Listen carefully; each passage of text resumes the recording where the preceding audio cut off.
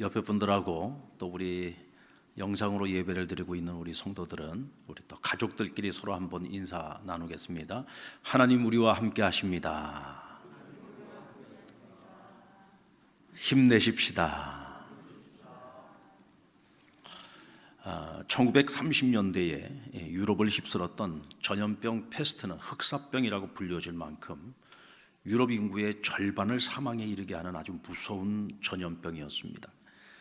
알베르 까미는 이 흑사병의 이름을 페스트라고, 이 페스트라고 하는 이 이름을 책 제목으로 삼을 만큼 인류를 위협했던 아주 무서운 질병이었습니다. 이 병에 감염이 되면 40도 전후의 고열에 시달리다가 2주 안에 사망에 이르렀다고 합니다. 그리고 이 병이 전염되어지는 그 통로는 호흡이었어요. 그러니까 이 호흡만 해도 그 호흡을 하면서 나오는 어떤 그 공기 전염을 통해서 페스트가 아주 급속도로 퍼져나갔다고 합니다. 그러다 보니까 유언비어가 더 돌기 시작하는데 이 병에 걸린 사람과 시선만 마주치더라도 감염이 된다, 그런 소문이 퍼져나가기 시작을 했어요. 결국은 희생자들이 육체적인 고통만 당하는 것이 아니라 또 심리적 고통이 가중되었고 결국은 사랑하는 사람들에게 버림을 당하는 일까지 벌어지게 됩니다. 그러니까 고통받는 자들이 이중의 고통을 겪게 되었다는 거죠. 심지어 이 시대를 배경으로 한 전설도 내려오고 있습니다. 한 순례자가 순례의 길을 걸어가다가 이 흑사병 페스트를 만나게 됩니다. 그에게 물었습니다. 지금 어디로 가고 있는 길이냐? 나는 지금 바그다드에 5천 명을 내가 좀 죽이러 가는 길이야. 그리고는 돌아오는 길에 이 순례자가 또다시 페스트를 만나게 됩니다. 너 그때 분명히 5천 명만 죽이러 간다고 했는데 왜 무고한 생명들을 3만 명이나 죽였느냐고 따졌습니다. 그러자 그가 말하기를, 아니야, 내가 가서 죽인 것은 5천 명이 전부야. 나머지는 전부 다 스스로 두려워서 죽었던 거야 라고 말을 했다고 하죠. 유럽 인구의 절반을 죽음에 이르게 할 만큼 이 무서운 전염병보다 더 위협적인 존재는 바로 우리 안에 있는 두려움이었다는 겁니다. 그 두려움 때문에 일어나는 사회적인 혼란과 무질서, 그리고 이런 혼란을 틈타서 많은 사람들이 부당한 이익을 챙기려고 더욱 탐욕적인 모습으로 변해갑니다. 그리고 비인간적인 수많은 행위들이 사람들을 더 비참하게 만들 수 있다는 것을 보여주고 있죠. 그런 의미에서 보면 우리를 두려움에 빠지게 만드는 이런 현상과 문제들을 어떻게 대처하고 어떻게 해결할 것인가 하는 문제만큼이나 중요한 것이 오늘 우리 안에 있는 이 두려움을 어떻게 해결할 것인가 하는 문제입니다. 저도 며칠 동안 대구 경북 지역에서 31번 확진자를 통해 집단 감염 사태가 이제 시작이 되었어요. 그리고 지금 전국적으로 지금 이 코로나 사태가 이제 확산이 되고 있는 중에 있는데, 지금 가장 두려운 것은 뭐냐면 지역 감염입니다. 이런 초유의 사태들이 지금 일어나면서 저도 참 많이 고민을 했습니다. 무엇보다도 우리 교인들의 건강과 안전을 최우선에다 두고 생각을 해야 되겠다는 생각을 했고, 또 지역사회 주민들의 걱정과 우려 또한 고려하지 않을 수 없었습니다. 제 평생에 이렇게 성도들과 함께 예배하지 못하고 영상으로 예배를 드려야 되는 이런 일들은 처음 겪는 일이고 다시는 일어나지 말아야 될 일이 아닌가 생각이 듭니다.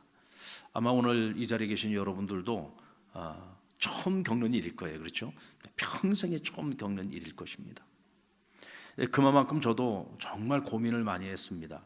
너무 고민을 많이 하고 너무 신경을 많이 쓰다 보니까 머리가 아프더라고요. 그리고 머리가 아픈 것이 나중에는 이 몸에 마치 무슨 몸살 증세처럼 몸이 쑤시고 도저히 내가 이 몸을 가누기가 어려울 지경이 됐어요. 그래서 며칠 전에는 그냥 더 이상 어떻게 버티지를 못해가지고 그냥 침대에 누워서 그날 한 6시간, 7시간을 그냥 자버린 것 같아요. 그러고 나니까 조금 좀 정신이 좀 돌아오더라고요. 그때 제가 느낀 것이 있습니다.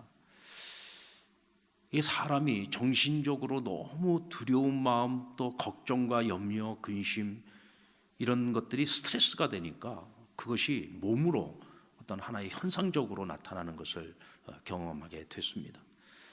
여러분, 코로나 바이러스만큼이나 우리에게 위협이 되는 것은 바로 두려움에서 오는 스트레스가 아닐까라는 생각을 하게 되죠. 오늘 본문에 나오는 야곱은 우리와 다른 문제이기는 하지만 그 또한 잠을 이루기 어려울 만큼 큰 두려움 때문에 괴로워하고 있는 모습을 오늘 본문은 우리에게 보여주고 있습니다. 삼촌 라반의 집에서 부자가 되어 아버지 집으로 지금 금이 한양하는 길입니다. 얼마나 기쁘고 즐거운 길이겠습니까? 그러나 그는 하나도 즐겁지 않았어요. 돌아오는 내내 형 에서에 대한 두려움 때문에 귀환길 내내 그는 고통스러웠습니다. 그 두려움의 원인이 무엇이었나요? 여러분, 야곱이 왜 그렇게 두려워했을까요? 그냥 형의 그 복수? 형으로부터 내가 지금까지 쌓아올린 모든 것들이 다 한순간에 무너지지는 않을까? 우리 가족이 형 에서의 손에 고통을 당하거나 혹은 죽임을 당하지 않을까? 이런 두려움 때문이었을까요? 분명 그 두려움도 있겠죠. 그러나 그 근본적인 원인을 찾아보면 그것은 바로 죄 때문입니다. 자신이 형 에서에게 저질렀던 죄, 바로 그 죄가 그를 고통스럽게 하고 있는 거예요. 두려운 마음을 더욱 가중시키고 있는 것이죠. 야곱은 그 누구보다도 형 에서와 화해하기를 원하고 있습니다. 에서와 화해하지 않는 한 그는 어느 곳에 가서 어떤 삶을 살아간들 기쁘지 않았고 행복하지 않았을 거예요. 마음의 평안이 없었을 겁니다. 지금 집으로 돌아가는 길에도 그가 가장 소원하고 있는 것은 무엇이었을까요? 에서와의 화해였을 겁니다. 아니, 화해라는 표현을 쓰기보다는 형에게 용서를 받고 싶은 마음이 크지 않았을까요? 야곱은 삼촌 라반의 집에서 20년 동안을 자기보다도 더 치사하고 더 악랄하고 탐욕적인 라반을 경험했습니다. 그러면서 자신이 형 에서와 아버지에게 얼마나 못된 짓을 저질렀는지, 자기가 얼마나 악한 짓을 저질렀는지, 정말 용서받을 수 없는 죄를 저질렀다는 것을 라반을 통해서 깨닫게 됩니다.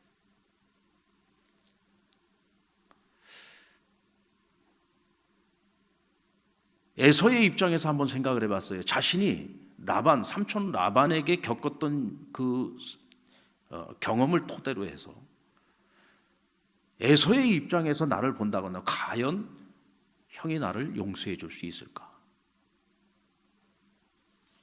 생각하면 생각할수록 내가 용서받기 어려울 거라는 생각이 점점 더 커지는 거예요. 그러니까 두려운 겁니다. 그럼에도 불구하고 한 가닥 희망이 보이는 것이 있는데 야곱이 자신의 잘못을 지금 깨닫고 있다는 거죠. 그리고 형에게 용서를 구하고 용서받기 원하는 마음을 가졌다는 거예요. 이것이 희망입니다. 여러분, 예전에 야곱이었다면 어땠을까요? 내가 뭘 잘못했는데? 내가 떡과 팥죽을 가지고 장자의 명분을 형한테 산 거야. 빼앗은 게 아니야. 형을 속인 게 아니야. 나는 분명히 대가를 지불했고 대가를 지불해서 장자의 명분을 나는 산 거야. 분명히 합리적인 명분을 내세워서 나는 죄가 없다고 주장을 했을 겁니다. 그러면 아버지의 축복 기도를 빼앗은 것은 뭐라고 변명을 하겠습니까? 처음서부터 하나님께서는 운명적으로 결정해 놓은 일이었어. 단지 아버지가 그것을 지키지 않고 따르지 않았을 뿐이야. 나는 잘못된 것을 바로잡기 위해서 노력을 한 것밖에 없어. 만약 그것이 죄라면 나에게는 그것밖에는 다른 죄가 없어라고 아마도 그는 주장을 했을 겁니다. 만약 야곱이 여전히 이런 마음을 가지고 있었다면 야곱과 에서의 화해는 절대로 불가능한 일이었겠죠. 두려움이 가져오는 재앙 중에 가장 큰 재앙은요, 원망과 정죄입니다. 옛날부터 사람들은 어떤 큰 재앙이 찾아오면은 이것이 대체 누구의 죄 때문이냐? 원인 제공자, 이 재앙을 가져오게 된 원인 제공자가 누군지를 찾아서 그것을 신에게 제물로 바치고자 했습니다. 왜냐하면 이 재앙은 항상 하늘로부터 온다고 생각을 했거든요. 신으로부터 내려온다고 생각을 했기 때문입니다.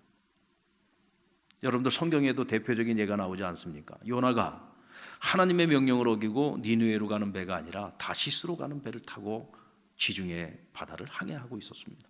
이때 큰 대풍이 찾아오게 되죠. 이 배 타고 있던 선원들과 이 배 사람들은 어떻게 해서라도 살아보려고 자신들이 할 수 있는 모든 일을 다 합니다. 그래서 장사를 하러 가는 길에 그 배에 실려 있던 모든 짐을 다 바다에 내던졌어요. 그럼에도 불구하고 도무지 이 풍랑은 줄어들 기미가 보이지 않습니다.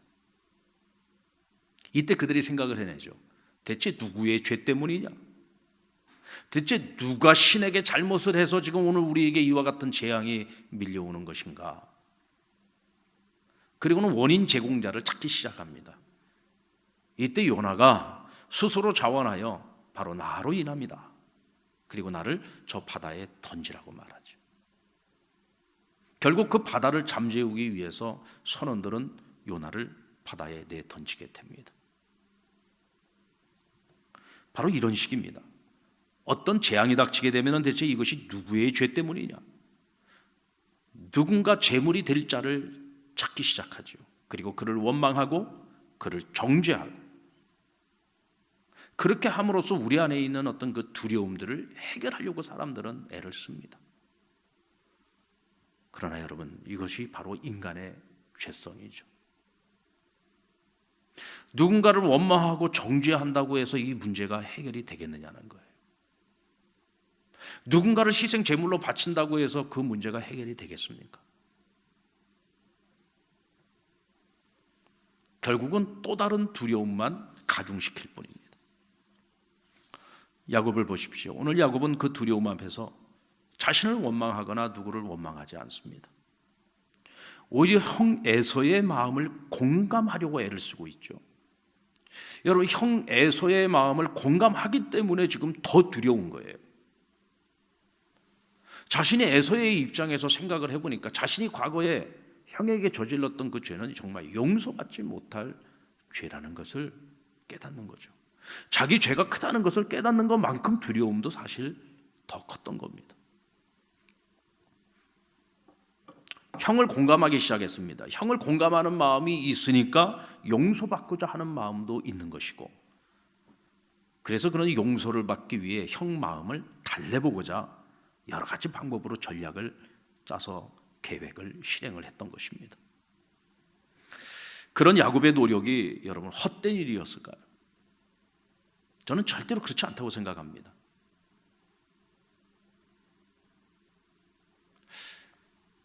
야곱이 오고 있다는 이야기를 들었을 때 에서가 장정 400명을 이끌고 동생 야곱에게로 달려옵니다.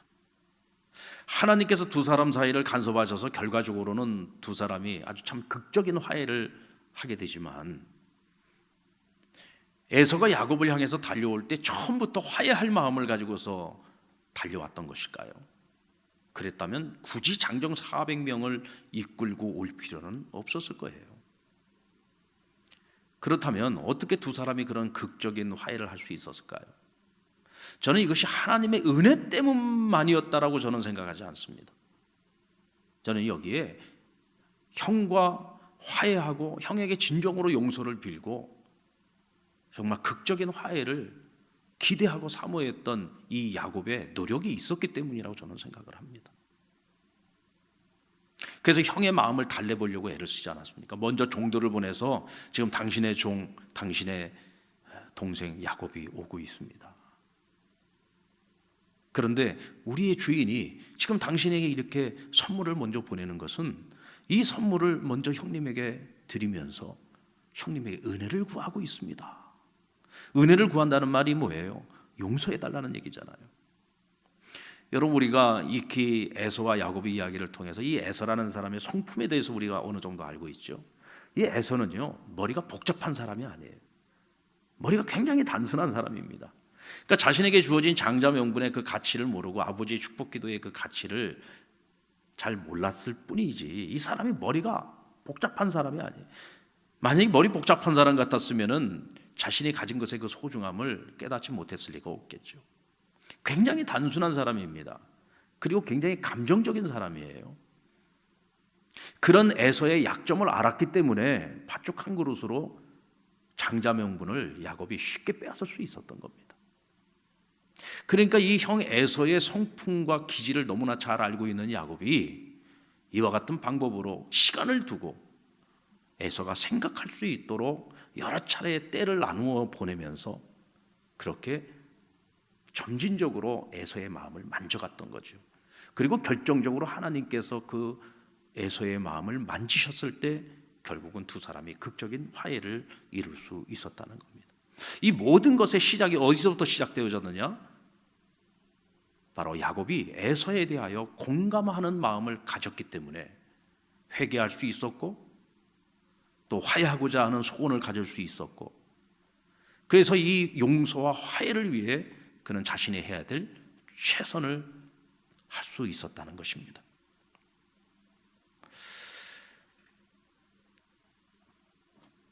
지금 우리도 우리 앞에 닥친 재앙을 헤쳐나가면서 지금 우리에게 가장 필요한 것이 무엇일까 생각해 봤습니다. 저는 그것이 바로 공감이라고 생각을 합니다.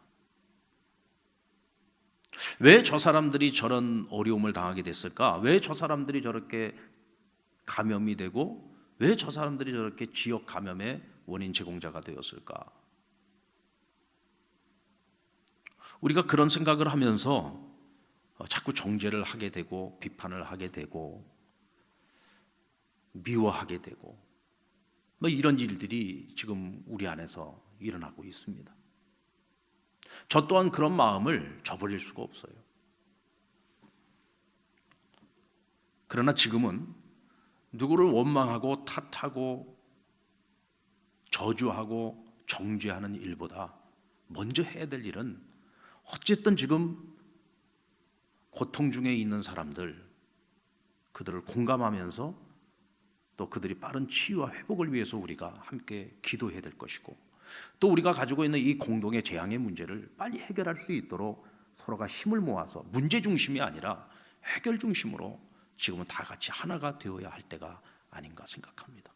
그러면 분명히 우리가 답을 찾을 수 있는 길이 있을 것입니다. 아멘.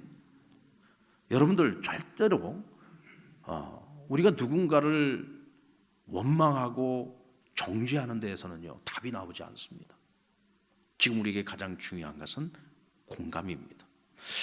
사실 지금 우리 앞에 당장에 지금 이와 같은 코로나 바이러스와 같은 재앙이 찾아와 있어서 그렇지, 우리가 먼 훗날을 생각하면 앞으로 10년 후, 20년, 30년 후를 생각해 볼 때 우리가 전혀 경험해 보지 못했던 새로운 세상이 우리 앞에 다가오게 될 것입니다. 그 속도는 어쩌면 우리가 상상하는 것보다 훨씬 더 빠른 속도로 우리 앞에 전혀 경험해 보지 못했던 새로운 미래가 우리 앞에 닥쳐올 수 있어요. 벌써부터 그 미래를 준비하고 있는 수많은 학자들과 수많은 과학자들, 또 그것을 열심히 연구하고 있는 수많은 사람들이 내어놓는 책들을 읽어보면 하나같이 그 결론은요 불안한 미래입니다. 어떻게 보면 20세기 말과 21세기 초 인류는 그 어떤 때보다도 풍요를 누렸고 자유를 누렸고 행복을 누렸습니다. 국지적으로는 여러 가지 많은 어려움들이 있었습니다만은, 그러나 이제는 전 세계가 새로운 4차 산업 시대로 넘어가게 되고 인공지능 시대로 넘어가게 되면 이제 수많은 우리 인류의 수많은 사람들이 직장을 잃어버리게 될 것이고 직업을 잃어버리게 될 것입니다. 또 그때가 되면 새로운 직업이 나올 거라고 이야기하지만 과연 어떤 직업이 얼마나 많이 나오겠습니까? 3차 산업 시대만큼 많은 노동력을 필요로 하는 그런 직장들은 점점 사라지게 될 것이고 사람들이 일할 일자리는 점점 더 사라질 수밖에 없을 것입니다. 이제 그와 같은 세상 속에서 완전히 새로운 패러다임의 그런 시대 속에서 과연 우리는 무엇을 어떻게 준비해야 될 것인가, 불안한 미래에 대해서 하나같이 이야기를 하고 있어요. 그런데 그들이 이야기하고 있는 하나같이 우리가 AI에게 지배를 당하지 않기 위해서, 우리가 AI에게 지배를 당하는 사람이 되지 않기 위해서 오늘 우리가 지금부터 준비해야 될 가장 중요한 첫 번째 준비해야 될 것이 뭐냐? 그것은 바로 공감의 능력이라고 이야기를 하고 있습니다.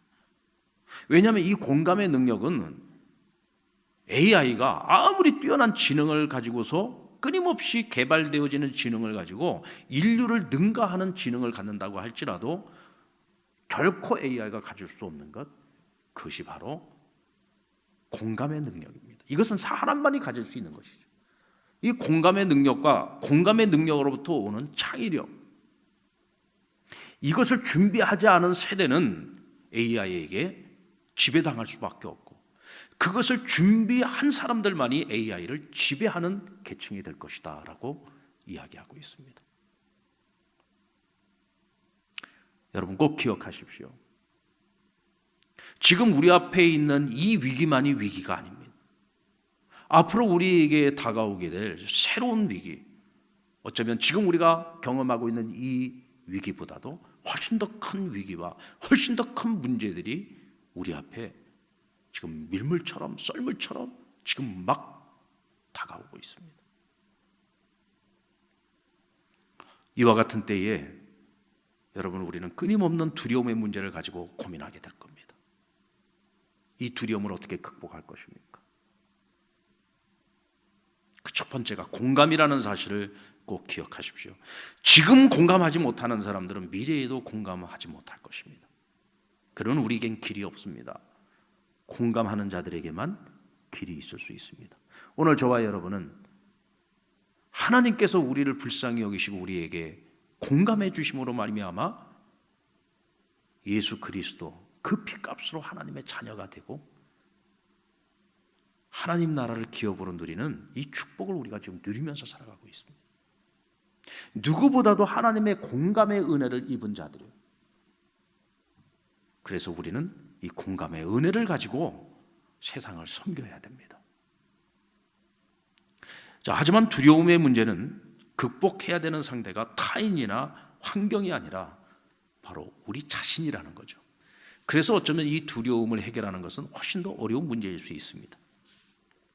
정신과 용어 중에 슈링크라고 하는 말이 있는데요, 이는 오그라들다, 줄이다, 비우다라는 뜻을 가지고 있어요.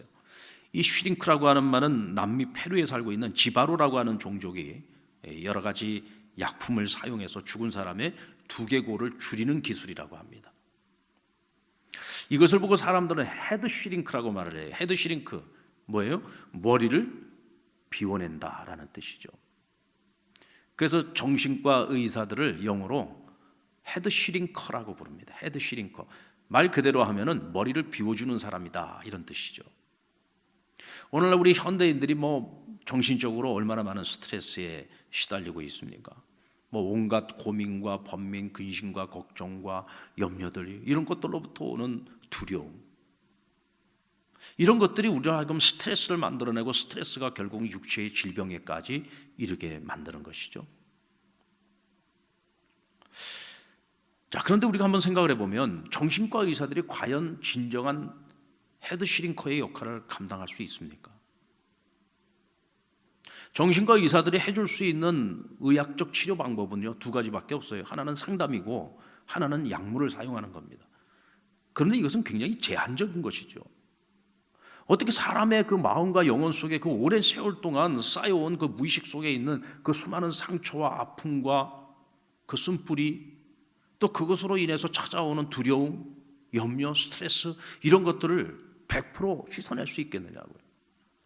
그러니까 그들이 할 수 있는 일은 비워내는 일이 아니라 어쩌면 헬퍼의 역할이죠. 조금 도와줄 수 있는, 흔들리지 않도록, 극단적인 선택을 하지 않도록 도와줄 수 있는, 상황이 조금 더 호전될 수 있도록 도와줄 수 있는 역할을 할 수 있지만 헤드 슈링커의 역할은 할 수 없다는 거죠. 오늘 야곱도 나름대로 이 현실적인 상황을 해결하고 자기 자리 안에 자리 잡고 있는 이 두려움의 문제를 해결하기 위해서 나름대로 지금 최선을 다했어요. 종들을 먼저 보내서 야곱의 은혜를 구했고, 선물을 보내서 형의 마음을 녹여보고자 애를 썼고, 지금 자기는 지금 야복나루에 혼자 남아있고 가족은 먼저 지금 보낸 것 아닙니까? 나름대로 이와 같은 그의 노력이 형 에서의 마음을 부드럽게 만드는 데는 어느 정도 효과가 있을 거예요. 자, 그런데 이와 같은 전략들이 과연 야곱 자신의 마음 속에 있는 그 두려움을 해결했을까요? 여러분, 제갈량의 어떤 정말 탁월한 전략을 쓴다고 할지라도 이 두려움은 그렇게 쉽게 사라지는 게 아니에요. 어떻게 보면 다른 사람의 마음을 만지는 것보다 내 마음의 문제를 해결하는 것이 훨씬 더 어려운 문제일 수 있습니다. 여러분, 우리가 해봤잖아요. 남을 위로하는 것이 쉽지요, 내 안에 있는 두려움을 해결하는 건 훨씬 어렵습니다. 결국 우리의 노력으로 우리 안에 있는 두려움이 사라지기는 어려워요. 또 어떤 사람이 내 마음속에 있는 두려움을 사라지도록 만들게 해주는 거, 이거 쉽지 않습니다. 결국 그 문제가 완전히 해결되기 전까지는 우리 마음에 있는 두려움을 해결할 수 없죠. 결국 우리의 진정한 헤드 슈링커는 전능하신 하나님이 아니시면 안 되기 때문에, 오직 하나님만이 진정한 우리의 헤드 슈링커가 될 수 있습니다. 하나님께서 홀로 야복나루에 남아있는 야곱을 사람의 모습으로 찾아오셔서 야곱과 밤새 씨름을 하셨습니다. 야곱은 상대가 누구인지도 모르고 밤새 씨름을 합니다. 그러다 밤이 지나고 이제 해가 뜨기 직전, 야곱은 밤새 지금 누군가와 씨름을 하면서 그 상대가 누구인지조차 생각할 겨를도 없이 밤새 매달렸어요. 그러다 해가 뜨기 직전쯤 되어서 대체 지금 내가 싸우고 있는 이 사람이 누구야? 그제서야 관심을 갖게 된 거예요. 당신의 이름이 뭐냐고 묻지 않습니까? 그리고는 그가 하나님이 보내신 이라고 하는 것을 눈치채게 됩니다. 날이 새기 전에 떠나려고 했던 이 사람을 붙들고 야곱이 놓아주지 않습니다. 심지어는 허벅지 관절을 쳐가지고 한도뼈가 부러졌어요. 다리를 절게 되었습니다. 그런데도 이 사람을 놔주지 않아요. 그러면서 여러분, 야곱이 이 사람에게 무엇을 요구했어요? 당신이 나를 축복해 주시기 전에는 절대로 당신을 보내주지 않을 것이다. 갑자기 복을 빌어달라는 거예요. 야곱이 왜 지금 밤을 이루지 못하고 지금 이렇게 씨름을 했습니까? 형의 에서에 대한 두려움 때문이었잖아요. 지금 어떤 것보다도 에서와 화해하는 것이 가장 급선무입니다. 내 마음에 있는 이 두려움의 문제를 해결하는 것이 가장 급선무죠. 근데 야곱이 갑자기 그에게 요구하는 것이 나를 축복해달라는 거예요.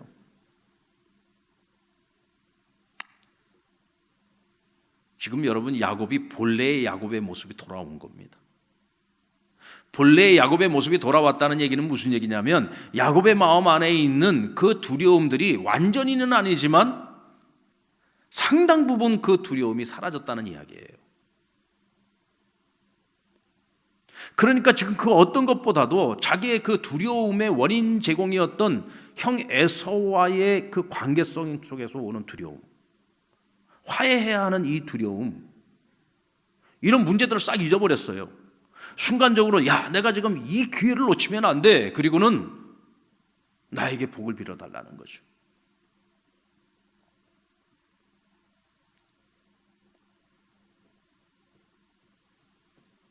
그리고 오늘 야곱이 헤드 시링크가 되어졌다라고 하는 또 하나의 증거가 있어요. 다음 날입니다. 에서가 야복나루를 이제 건너가서 에서를 맞이하기 위해서 나아가는데, 제일 앞에 두 여종과 그 아들들을 앞세웠습니다. 그리고 그 뒤에 레아와 아들들을, 그리고 맨 뒤에 라헬과 아들들을. 왜 이렇게 세 대로 나누어 가지고 그것도 거리를 두고서 앞으로 보냈던 걸까요? 야곱은 그 순간에도요, 이 급박한 상황 속에서도 자기가 가장 사랑했던 여인 라헬과 그의 아들 요셉을 맨 뒤에다가 놔둬가지고 혹시라도 에서가 화해하지 않고 자신들을 해하고자 했을 때에는 적어도 라헬과 그 아들 요셉만큼이라도 도망칠 수 있는 시간적 여유를 벌어주고자 했던 거죠. 이 사람이 이렇게 쉽게 변하지는 않습니다. 이 야곱의 이기적인 근성이 이렇게 쉽게 변하지는 않아요. 그러나 분명한 것은 오늘 본문에서 확실하게 그가 달라진 것이 한 가지 있어요. 지금까지는 항상 자기는 뒤에 처져 있었습니다. 모든 걸 다 앞세웠잖아요. 다 앞세우고 자신이 피할 수 있는 시간적 여유를 벌기 위해서 항상 맨 뒤에 쳐져 있었습니다. 심지어는 야복 나루에서도 자기 혼자 남아있고 가족을 먼저 다 보냈어요. 근데 오늘 형 에서를 맞이하기 위해서 나아갈 때에는 자신이 이 모든 무리의 맨 앞에 서서 에서를 맞이하러 나아갑니다. 달라졌죠? 확실히 달라졌습니다. 이제는 뭐예요? 오늘 야복나루에서 하나님과 밤새도록 씨름을 하고 난 그 이후에 오늘 야곱이 많이 변했습니다. 많이 변했다는 얘기는 그만큼 머릿속에 이 복잡한 근심, 걱정, 염려, 두려움 이런 모든 문제들이 완전히는 아닐지라도 상당 부분, 많은 부분이 해소가 됐다는 얘기죠. 그러니 지금 오늘 형 에서를 맞이하러 나아갈 때는 두려움을 가지고 나아가기보다 믿음과 소망을 가지고 나아가고 있는 것입니다. 그렇다면 대체 무엇이 야곱으로 하여금 두려움을 극복하고 보다 당당히 믿음을 가지고 앞으로 나아가게 한 것일까요? 그것은 바로 끈질긴 기도입니다. 끈질긴 기도. 밤새 야곱이 하나님과 겨룬 것은 영적인 의미에서 보면 밤새 기도한 겁니다. 하나님과 씨름하는 거잖아요. 하나님과 씨름하는 게 뭡니까? 기도하는 거죠. 그냥 한번 해본 기도가 아니었어요. 밤을 새워서 나를 축복하기 전에는 못 보내드립니다. 오늘 내가 이 문제가 해결되기 전까지, 내가 응답받기 전까지는 내가 못 놔드립니다 하고 간절히 지금 매달리고 있는 겁니다. 이 간절한 기도, 우리는 이런 기도를 벼랑끝 기도라고 말을 하죠. 이와 같이 여러분 간절한 기도, 끈질긴 기도, 벼랑끝 기도, 이런 기도가 가지고 오는 결과가 뭡니까? 바로 이것이 헤드 슈링크입니다. 밤새 하나님 앞에 기도를 하고 나면요, 간절히 기도를 하고 나면은요, 상황은 하나도 바뀐 것이 없어요. 환경은 하나도 바뀐 것이 없습니다. 그대로입니다. 아직까지 형 에서와 화해하지 않았어요. 여전히 400명을 이끌고 지금 달려오고 있습니다. 아니, 이제는 멀리 있는 것이 아니라 지금 코앞에 지금 다가와 있습니다. 오히려 상황은 지금 더 안 좋은 상황이에요.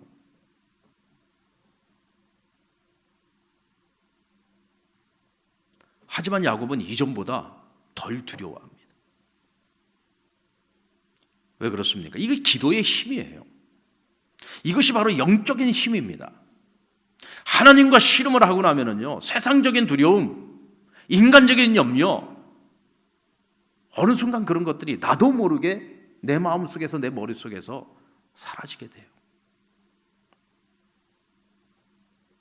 마음도 가벼워지고 육체도 가벼워지고 영적으로 충만한 상태가 되죠. 그러니까 어제와는 다른 자신감과 용기와 결단을 가져오게 되는 겁니다.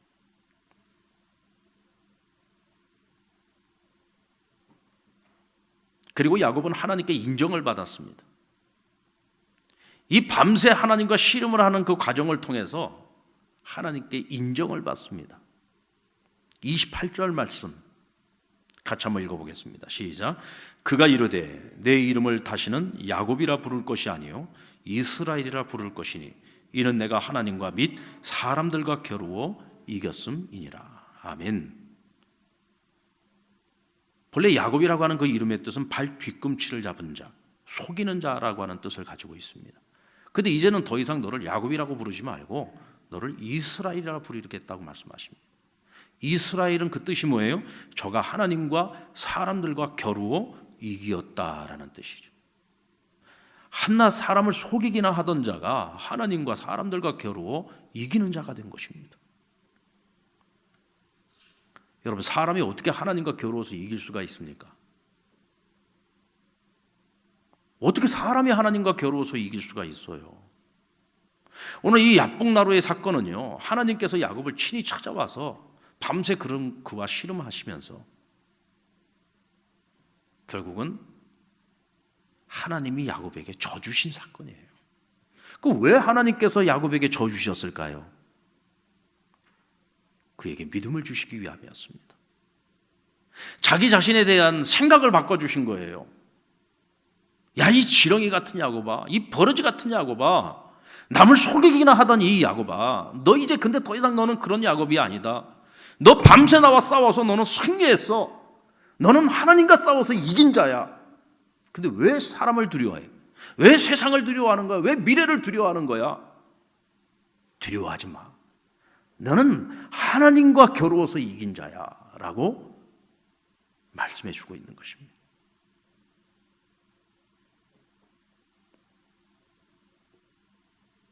이름이 바뀐다는 것은 존재가 바뀌고 가치가 바뀐다는 거죠. 그렇다면 이제 그 이름에 걸맞는 삶을 살아야 하는 겁니다. 지난해 12월 16일 미국 유나이티드 항공여객기가 미국 샌디에이고를 떠나서 시카고로 가던 길에 갑자기 뉴멕시코에 있는 앨버커기 공항으로 비상 착륙을 하게 됩니다. 당시 비행기 안에는 154명의 승객이 타고 있었고요. 비행기의 한쪽 날개에 엔진에 불꽃이 튀고 있었습니다. 탑승객인 토마스 초원이는 모두가 지금 다 잠들어 있는데 혼자만 잠을 이루지 못하고 뒤척거리고 있었어요. 그 뒤척거리고 있던 중에 비행기가 좀 흔들리고 있는 것을 느끼게 됩니다. 그러면서 창밖을 이렇게 보는데 날개 밑에 있는 그 엔진 중에 하나가 불꽃이 막 튀고 있는 거예요. 얼마나 놀랬겠습니까? 여러분 생각을 해보십시오. 그 높은 상공에서 엔진에서 막 불꽃이 막 튀고 있는 거예요. 머리끝부터 발끝까지 전율이 일지 않았겠습니까? 얼마나 두려웠겠습니까? 근데 그는 당황하지 않고 핸드폰을 꺼내서 불꽃이 막 타고 있는 그 엔진을 한 5초 동안 촬영을 했습니다. 그리고는 스튜디오스를 불렀어요. 그리고 그에게 조용히 보여줍니다. 그제서야 스튜어디스가 창문 밖을 보고는 깜짝 놀라서 기장에게 달려가서 현 상황을 알립니다. 그러니까 기장도 그때까지 엔진에 불타고 있는 걸 모르고 있었던 거예요. 그래서 급히 회항을 해서 중간 기착지에 무사히 착륙을 할 수 있었던 거죠. 초원이는 이렇게 얘기합니다. 본인도 너무너무 당황스러웠다는 거예요. 너무너무 두려웠고, 하지만 내가 큰 소리를 내게 되면 이 모든 사람들이 한순간에 아비규환이 되고 큰 혼란에 빠지게 되었을 때 어쩌면 그것이 우리를 더 큰 위험으로 몰아넣을 수 있을 것 같더라는 거죠. 그래서 아무도 모르게 그냥 이 두려움의 문제는 나 혼자 그냥 끌어안고 가는 거죠. 그리고는 조용히 신속히 차분하게 대처함으로써 154명의 승객과 승무원들 모두를 안전하게 착륙할 수 있게 했던 것입니다. 지중해 한복판에서 만난 유라굴라 폭풍 앞에서 구원의 여망을 찾지 못하는 모든 그 배 안의 사람들이 다 죽음을 생각하고 있을 때 홀로 기도하는 한 사람이 있었죠. 바로 로마의 재판을 받으러 가던 죄수 사도 바울이었습니다. 이제 모두가 이제 다 끝났다고 생각을 했습니다. 그런데 그 순간에도 하나님을 바라보고 기도하는 자가 있었죠. 바울은 그 기도 중에 하나님의 음성을 듣게 됩니다. 그리고 차분하게 모든 상황을 리드해 나가기 시작합니다. 그리고 배 안에 탄 사람들 276명 중에 단 한 생명도 잃지 않고 그들 모두를 구원해냈습니다. 여러분, 지금 우리에게 가장 무서운 적은 코로나19가 아니라 이로 인해 우리 안에 밀려오는 두려움입니다. 생각을 해보십시오. 우리가 이렇게 산술적으로 따지기에는 합당하지 않은 문제일 수 있지만 우리 전 국민 가운데 지금 이 코로나 바이러스에 지금 감염된 사람들 그 숫자를 생각을 해보면 그냥 일반적으로 우리가 겨울이 되어서 독감에 걸리는 환자들 그 수에 비하면 지금 이건 정말 세 발의 피죠. 겨울만 되면 얼마나 많은 사람들이 독감에 걸립니까? 제가 며칠 전에 우리 교회 소아과 의사인 우리 이병을 집사님하고 잠깐 얘기를 나누는데 저한테 웃으면서 그런 얘기를 하더라고요. 목사님, 지금 이 코로나 바이러스가 시작되고 난 이후로 자신에게 찾아오는 환자들이 거의 절반 이상이 줄었다는 거예요. 내과 의사들도 그 얘기를 하더라고요. 내과 의사들도 환자들이 급감했대요. 항상 이때쯤 되면 독감이 아주 성행을 해가지고 독감 환자들이 굉장히 많이 늘어나는데 독감 환자들은 거의 절반 이상으로 줄었다는 겁니다. 그러니까 그동안에 우리가 조심하지 않고 살았었다는 얘기예요. 왜? 치료약들이 다 있으니까. 뭐 조금 아프면 약 먹고 그냥 주사 맞으면 나으면 되지. 그러다 보니까 우리가 손 씻는 거, 마스크 쓰고 다니는 거, 우리가 일반적으로 나 자신뿐만 아니라 다른 사람을 위해서도 기본적으로 지켜야 되는 그런 에티켓들, 위생 관리, 우리가 평상시에 이런 거 신경 안 쓰고 살았던 거죠. 그런데 이번 이 신종 코로나 바이러스 이 사태로 인해서 우리가 더 경각심을 가지고 더 조심하다 보니까 오히려 독감으로부터는 우리가 훨씬 더 안전해졌다. 이 또한 우리가 결국은 해결해야 될 문제고 언젠가는 분명히 해결할 수 있을 겁니다. 이제 그 기간이 얼마나 길어질 것이냐, 또 빨리 끝날 것이냐 하는 문제죠. 그런데 사실 이보다 더 심각한 문제는 우리 안에 자리 잡고 있는 바로 두려움입니다. 우리가 이 두려움의 문제를 해결하지 못하면 이 사회적으로 총체적으로 지금 찾아와 있는 이 수많은 문제들을 해결하기가 어려워진다는 것입니다.